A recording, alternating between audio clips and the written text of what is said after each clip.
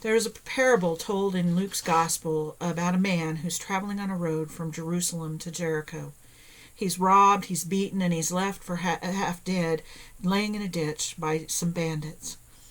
Later on that day, amazingly, there are two experts in morality who walk by, a priest and a Levite.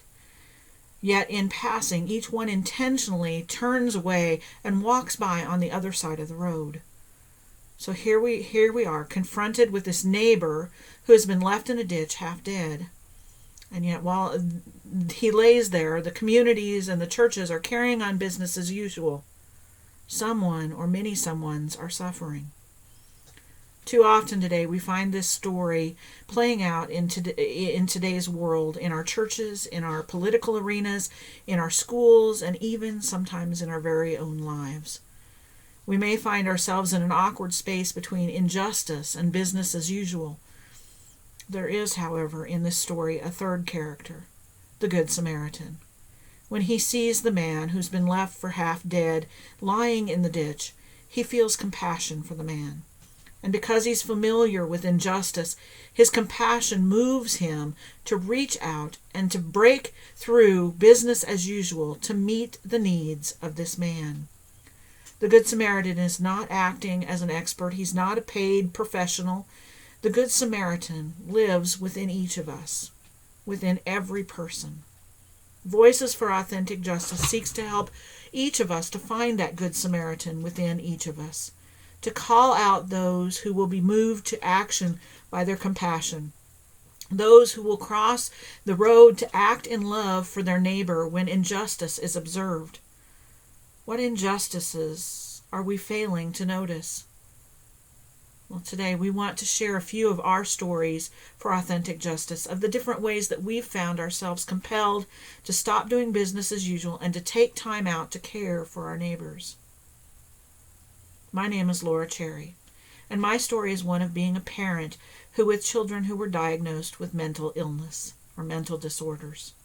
Dealing with the mental health system was frustrating and degrading for me as a parent and for my children and family.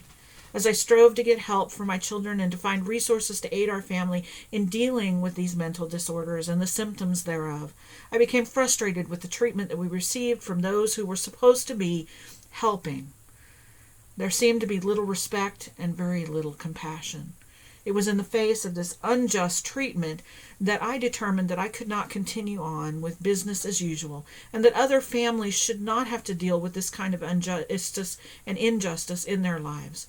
I was moved to action to go back to school, to receive my master's degree, and to become a therapist for children and families who had individuals within them who were suffering from mental disorders, and to help those families, like my own, to receive the help that they truly needed, to get the treatment that they really needed, and to get that treatment in a way that showed dignity, compassion, and respect, the respect that they deserved. To let them know that someone heard their cries and was listening to what they had to say, and would act as an advocate for them to get them the services that they required so that they could go about life the way they needed to. That is how I have become an actor, a voice for Authentic Justice. We hope that you will feel empowered to share your own voice for Authentic Justice, to share what's moved you to passionately reach out to others, to your neighbors.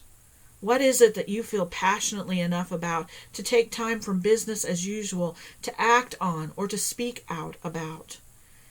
Here you will find the voices of others who have taken the time out from business as usual to speak out, to act for others. We invite you as our neighbors, as fellow students, faculty, and all others to join us in noticing the suffering around us and to speak up and speak out. The famous line, "Let justice roll down like waters and righteousness as a mighty stream," from Amos 5:24, is not a rousing call to believers to do good deeds. It is a roar of outrage. You see, because of the hypocrisy of the community of faith of Israel, God's own justice was prophesied to roll down like floodwaters, and God's own righteousness like a perpetual torrent. mighty stream is far too gentle an image for the meaning of the Hebrew in this verse. Amos's point was this: because God's people had not shown justice to the poor, God had no choice but to unleash God's own justice and righteousness as punishment. Let us not be guilty of the same hypocrisy today as people of faith. We encourage you to post events, resources, videos, and writings that should be shared within the community. Together, we can imagine a new world, one that does business in a whole new way.